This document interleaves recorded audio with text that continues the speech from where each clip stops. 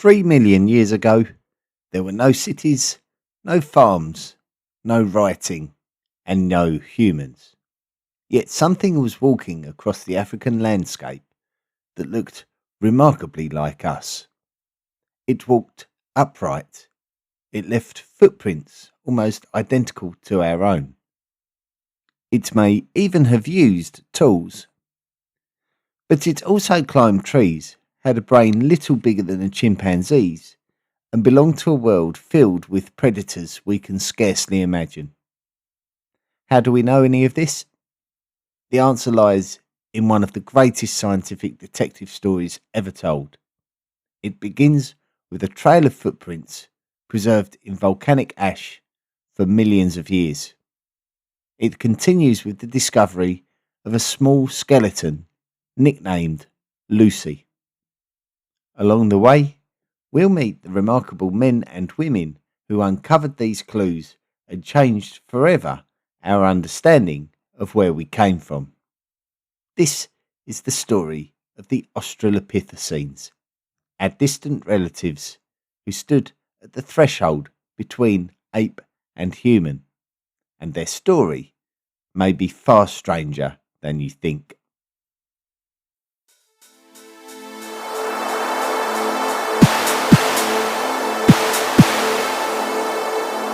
This is the History of the World podcast. Written and presented by Chris Hasler. Volume 1, The Prehistoric World. Episode 2, The Australopithecines.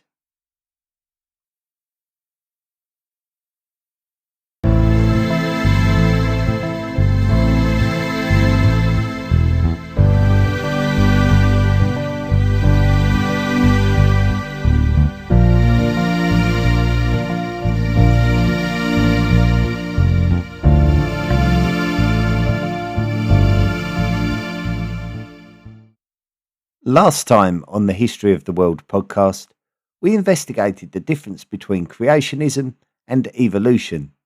We looked at Darwinian theory and how that sparked the scientific world into looking for evidence of man's evolution.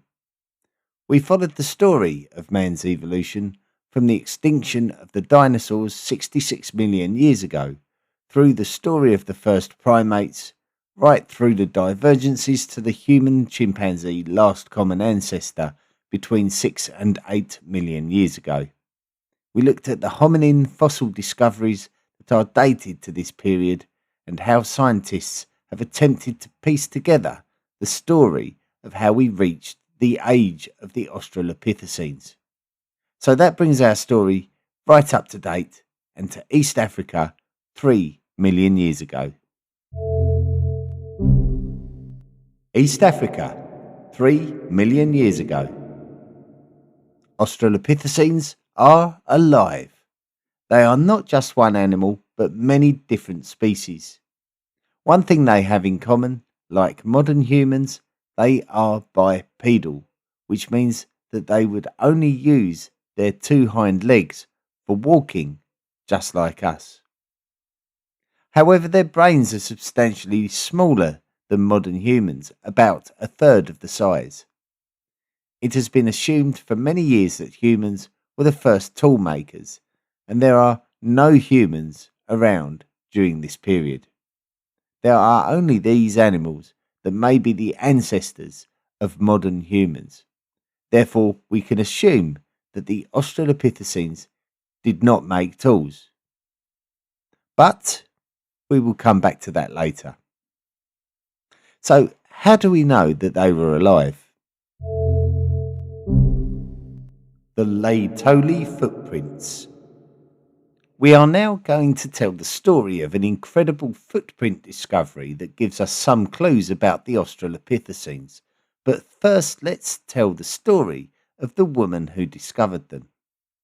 Mary Nicol was born in London, United Kingdom, in 1913. Mary did not have the best time at school, getting expelled on more than one occasion. She didn't achieve the qualifications that she maybe should have done. On one occasion, She was apparently expelled for causing an explosion in a chemistry laboratory. Her passion was archaeology, but she was not able to study it at university due to her lack of academic qualification. This did not stop her from attending local lectures on archaeology and volunteering her services to archaeological digs where her talent for illustrating artifacts was noticed. It was through this work that she was invited to other archaeological digs, and through this she would meet her future husband, Lewis Leakey, a Kenyan archaeologist. Together, Lewis and Mary travelled backwards and forwards from the UK and Africa while starting a family and pursuing their passion for paleoanthropology. Paleoanthropology is specifically the name for the study of research, mainly through archaeology, in relation to the evolution of human beings. After Lewis's death in 1972, Mary continued to work at an archaeological site in Laetoli, Tanzania. It was in 1976, while at Laetoli, that one of the members of Mary Leakey's team, Andrew Hill, was involved in an elephant dung fight with another member of the team.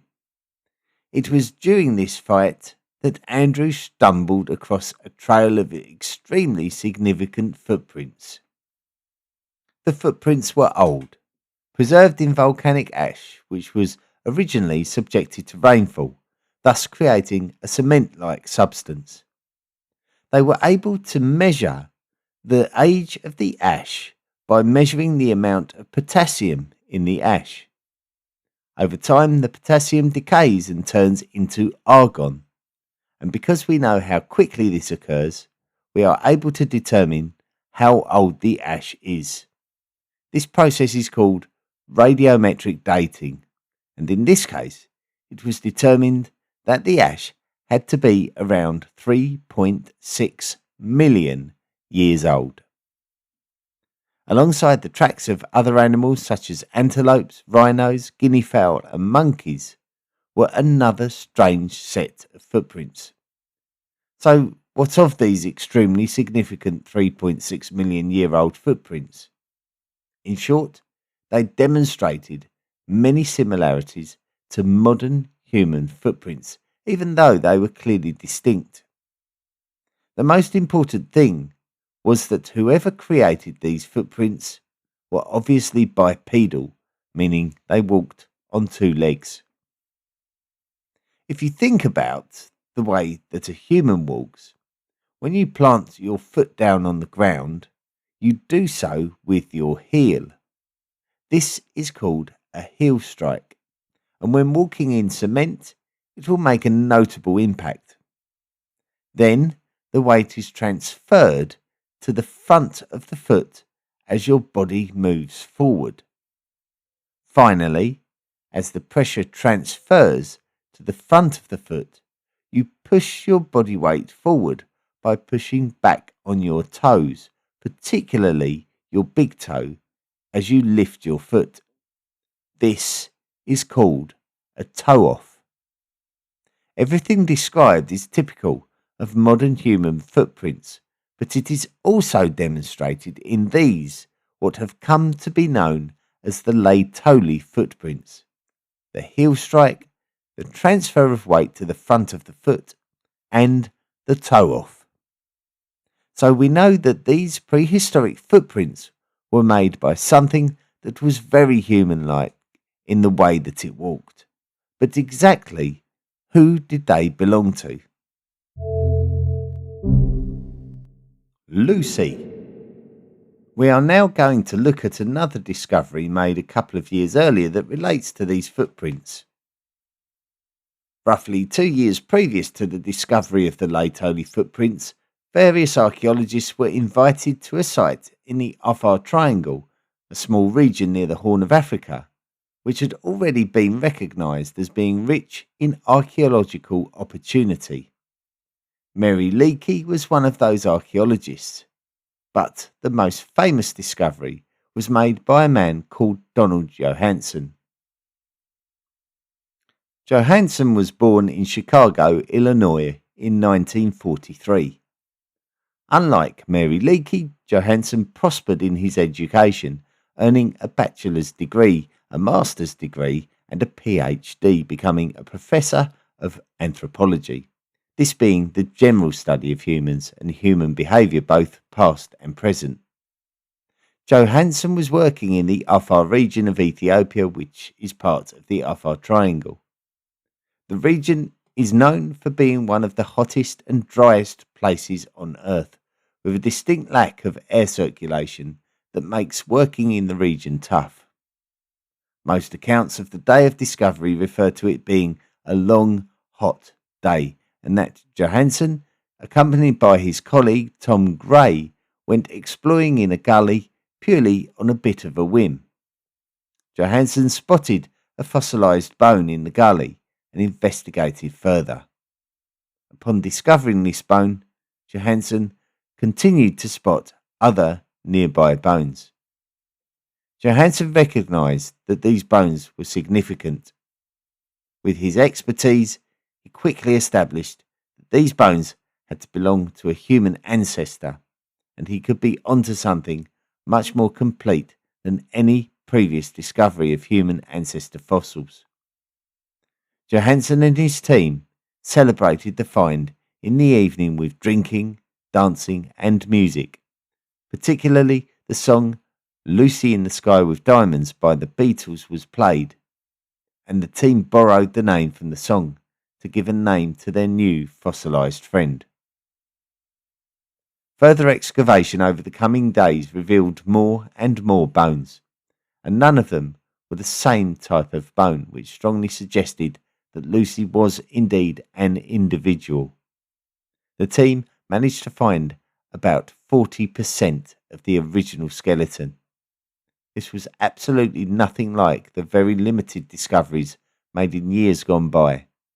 It was a defining moment in the history of paleoanthropology. One of the next steps was putting a date on when Lucy was alive.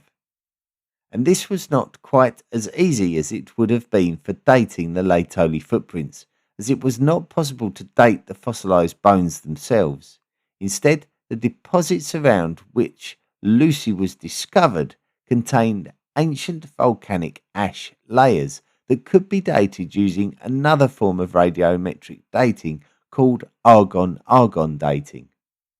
This technique measures argon isotopes produced from the radioactive decay of potassium in volcanic rocks, allowing scientists to determine that Lucy lived around 3.18 million years ago.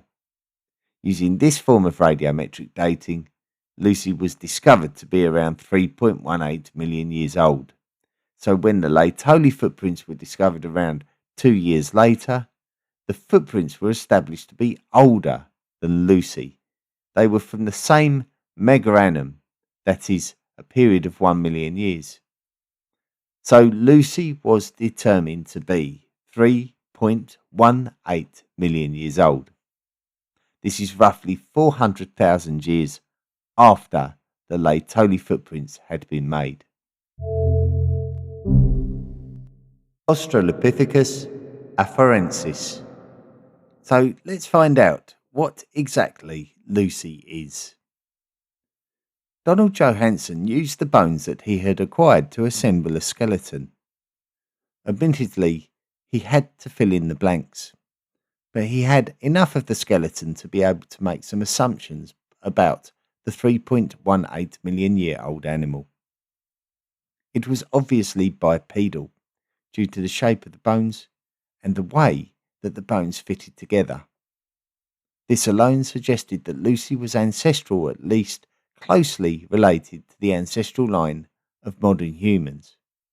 However, her face is very ape-like, with a projecting lower jaw, a flat nose, and a small brain case that is about a third of the size of modern humans. She was only 3 foot and 6 inches tall, and she had arms that were very ape-like in that she had very long cubits, the lower half of the arm, and long adaptable fingers and thumbs, which gave her the ability to manoeuvre around in trees with ease. She was clearly not a human animal. Johansen categorized her as Australopithecus afarensis.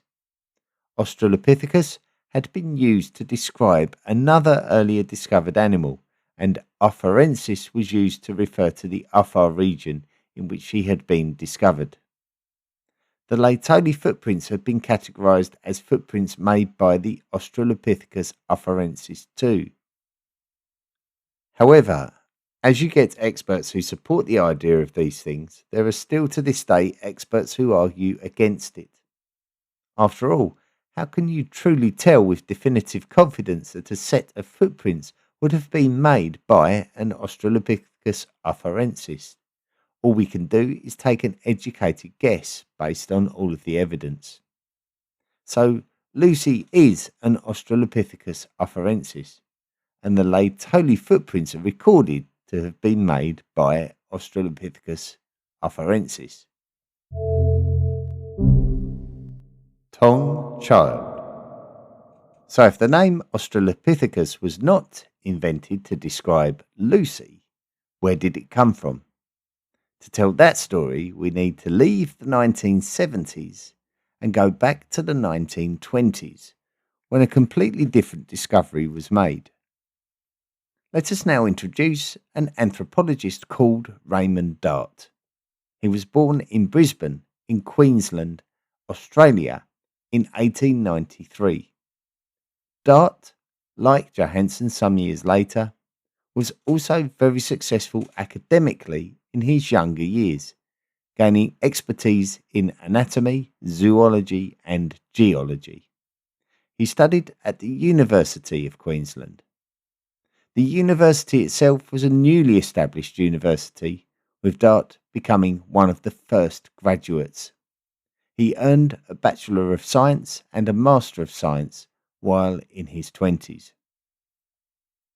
After travelling to the UK and the USA, he would finally take a position as a Professor of Anatomy at the University of the Witwatersrand, Johannesburg, in South Africa. The university is colloquially known as WITS. It was during his time in South Africa that Dart was given access to some of the fossilised bones that had been discovered from a nearby limestone quarry, which was being blasted regularly. The quarry was near a small village called Tong. One particular set of fossils were believed to be of anthropological significance, and Dart was the man best positioned to make sense of them. What Dart found in the crates delivered to him ultimately revolutionised paleoanthropology. Not only was there a fossilised skull of an individual, but also the corresponding fossilised endocast. Now, what is an endocast? Well, imagine that you have a skull in your hand, particularly the brain case. Now let's suppose that we fill that brain case with liquid silicone rubber and allow the rubber to set. Now, if we break open the brain case, we should be left with a solid object that looks like a brain. This is an endocast and can occur naturally during fossilisation of skulls. In the case of Raymond Dart's discovery, the endocast for the fossilised skull existed, and he knew this because he married the endocast up to the skull and it was a perfect fit. Dart's next job was to clean the skull of sedimentary material so that he could fully examine it. What he discovered was it was the skull of an infant ape. He named the skull Tong Child after the village where it was discovered, and the fact that the skull belonged to an infant.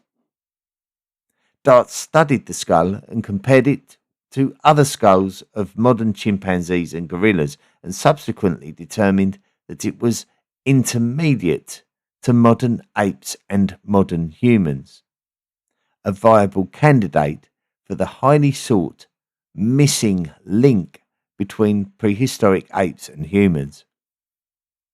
Raymond Dart published a paper in the famous British journal called Nature, claiming that this was a new species called Australopithecus africanus, which means southern ape from Africa. Therefore, when Lucy was called Australopithecus afarensis over 50 years later, she was the southern ape from Uffa. So now we have established two species of Australopithecus, which are both a part of the Australopithecine subtribe. Physical characteristics. So we have spent the first half of the podcast episode looking at some of the major Australopithecine discoveries of the last 100 years. But what of the animals themselves? What did they look like and what did they do? Well, we've already mentioned on a number of occasions that they were bipedal. We can see this from the fossilised bones. The angle of the pelvis clearly resembles humans as opposed to the notably different gorillas and chimpanzees. The skulls demonstrated that the spinal column entered at an angle nearer the base of the skull as opposed to the back of the skull, showing that the head was carried at an angle which would only make sense if the living body was, to some degree, upright. However, everything else was apparently very ape-like. Long arms, suitable for arboreal locomotion, demonstrated that tree dwelling was very commonplace, most likely necessary to avoid predation from Africa's diverse and dangerous wildlife. They still had large jaws and teeth compared to modern humans, and the brain case was very small, much more like a modern chimpanzee. So if we are to assume that Australopithecines are ancestral to modern humans, then the bipedal adaptation was something that occurred before we became extremely intelligent or before we became expert tool makers. Sexual dimorphism. What is sexual dimorphism? Well, the best way to describe this is to look at the fauna of the modern world. Certainly one of the most common examples of sexual dimorphism is in the mallard duck. We see the familiar looking male with its bottle green neck and head and its yellow beak alongside the female, which is a mottled brown colour. I would be forgiven for suggesting that the male bird is generally looked upon as the more attractive of the two sexes. Another fine example is the Indian peafowl. The peacock we all know to have that wonderful plumage, the long decorated train of feathers, but this is only to be found in the male bird, whereas the female peahen simply has the more practical dark brown, modestly sized plumage that you would be forgiven for forgetting about. In a great many of the world's animal species, sexual dimorphism is notable, with the male displaying physical characteristics so different from its female counterpart, you would be forgiven for thinking that they were completely different species from one another. In anthropology, one of the most debated aspects of this dimorphism is the size of the female compared to the male. To investigate this, scientists look at the sexual body size dimorphism of modern apes compared to modern humans. As a rough percentage, the human male is on average 15% larger than the human female. In our closest living relative, the chimpanzee, the male is around 33% larger than the female, so there is a significant difference. In our next closest relations, the male lowland gorilla is a whopping 140% larger than the female, and the male orangutan is around 120% larger than the female. So this alone suggests that sexual body size dimorphism is something that is slowly disappearing in humans. The question is this an evolutionary reduction that has been happening throughout hominin evolution? Was sexual body size dimorphism higher among the Australopithecines? The true answer is that nobody is really sure. The fossil record is not extensive enough to give us any categorical answers. Fossils can be used to demonstrate a scientific theory, but these theories are very debatable. With everything that we have discussed, it would make sense on a basic level to say that sexual body size dimorphism is becoming less and less as humans continue evolving, but this is a very dangerous assumption, as the sexual body size dimorphism in other extant great apes is also put down to a number of reasons that are specific to each animal's growth rate, habitat, and diet, and then further to this, whether males of a species have to compete for female mates. So the results are quite inconclusive as a consequence due to a lack of evidence, and the fact that this particular aspect can be subject to a great number of different factors. So there is an argument for it, but it is contentious. So we have not gathered enough evidence of Australopithecus fossils to determine how much sexual dimorphism there was in comparison to other hominin species. Why were Australopithecines bipedal? So let us investigate more deeply this hominin phenomenon of bipedalism, the ability of hominins to walk on just their hind legs. It is important to recognise that recent discoveries of animals that are possibly ancestral to the Australopithecines also show evidence of bipedal locomotion.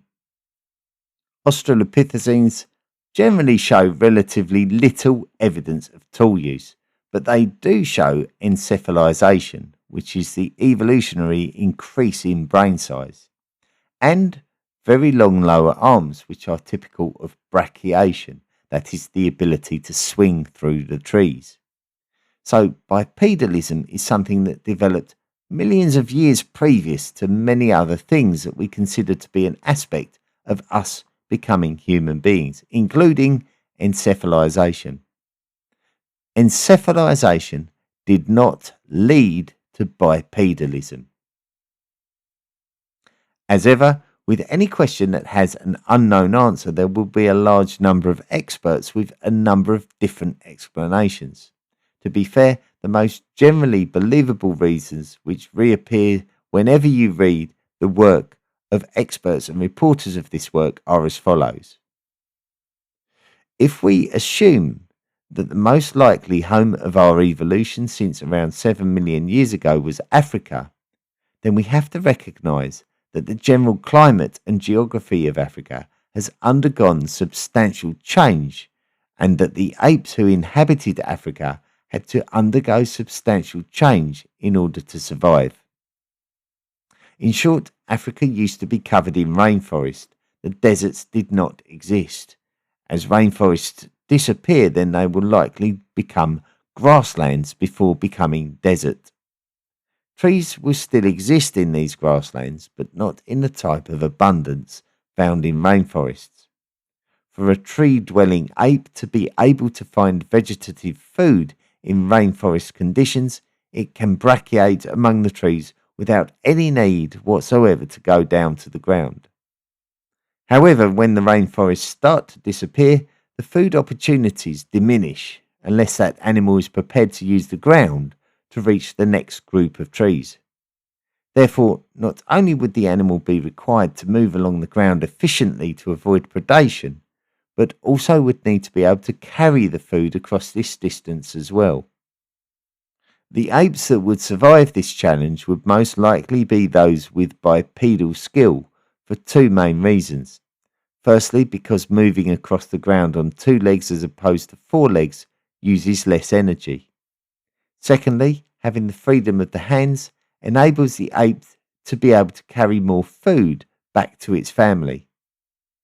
Like I say, this is a theory and only a theory, but there does seem to be a mainstream feeling towards this set of pressures encouraging bipedalism among prehistoric apes, and therefore a likely development in human ancestors even before the existence of Australopithecines. More information about the bipedalism of older hominins can be found in the previous podcast episode. Other discoveries. Let us discuss some of the other Australopithecine species that were around. Mainly our discussions have been around the work of Raymond Dart, Mary Leakey and Donald Johanson between the 1920s and the 1970s. These were undoubtedly the landmark discoveries that opened up the whole Australopithecine theory and study. Many other fossils which date to this period in history and display the very traits that must link it closely to the ancestral line of human beings have been discovered. Categorizing them has been a contentious issue. Some animals that were originally thought to be too different from the existing Australopithecines have had their genus changed from Australopithecus to Paranthropus. However, they are still classed as Australopithecines. The fundamental difference between the Australopithecus and Paranthropus is that Paranthropus has a much more robust skull and dental setup. The Paranthropus is therefore called a robust Australopithecine, and the Australopithecus is called the gracile Australopithecine. Another genus that was named in the 1990s was Ardipithecus. However, Ardipithecus fossils date back to around 5 million years ago and are noted for being much more chimpanzee-like. Some will categorise this animal with the Australopithecines, but debate exists as to whether Ardipithecus is ancestral to Australopithecus or not. One thing we do know for certain is that all of these animals must have links to human ancestry.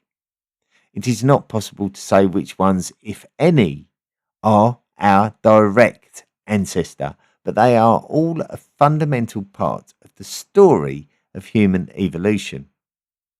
So if we include the older Ardipithecus with Australopithecus and the more recently extinct Paranthropus as all the genera that are part of the Australopithecine subtribe, then the Australopithecines are believed to have been around from around 5.6 million years ago right through to around 1.2 million years ago.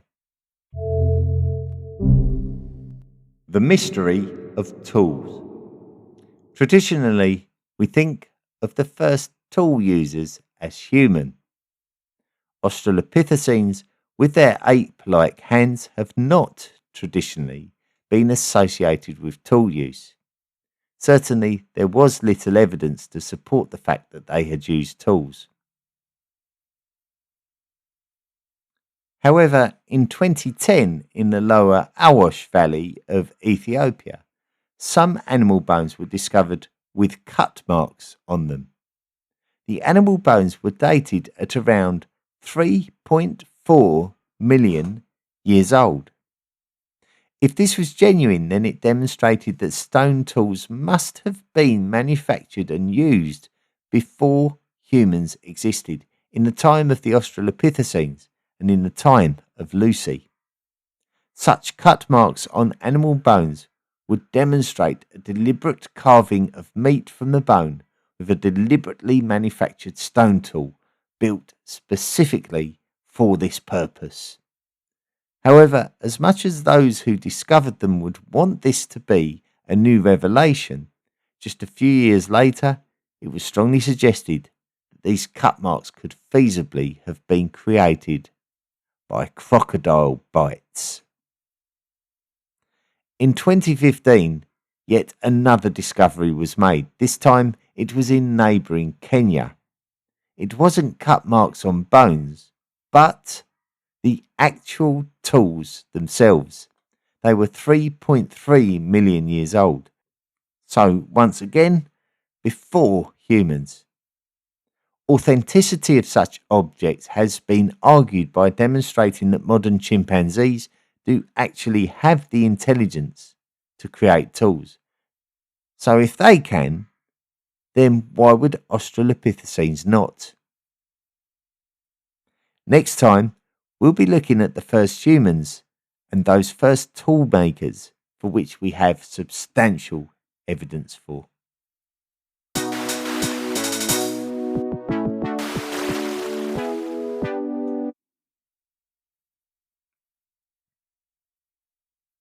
Thank you very much for listening to this, the second episode of the History of the World podcast regarding the Australopithecines, and I hope you found it an interesting episode.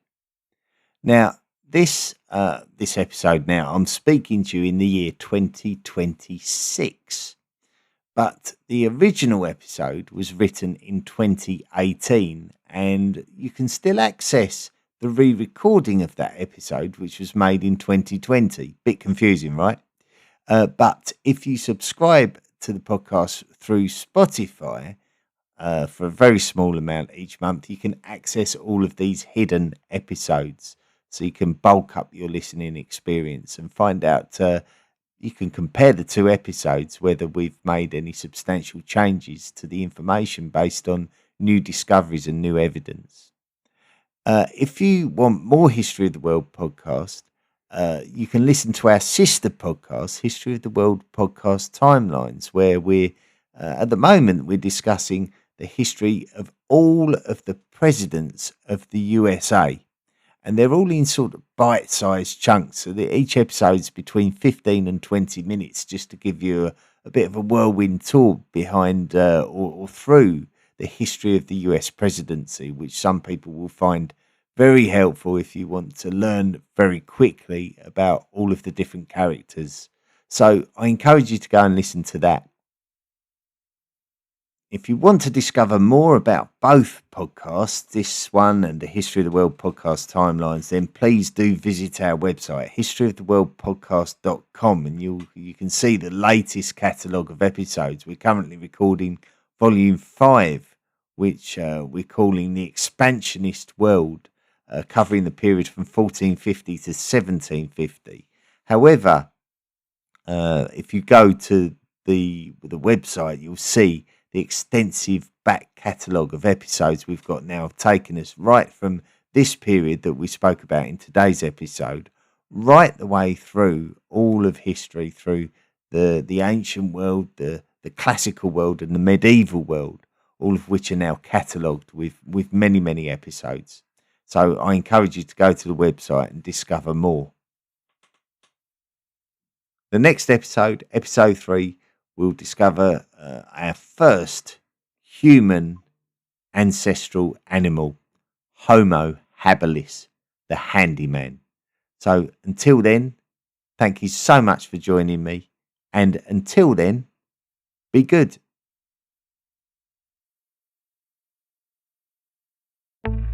Are you enjoying the History of the World podcast? If so, visit historyoftheworldpodcast.com, click on the Patreon link, and sign up to make a monthly contribution.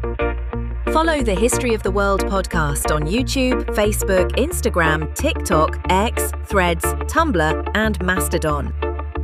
And don't forget to look out for our sister podcast, History of the World Podcast Timelines. Thanks for listening.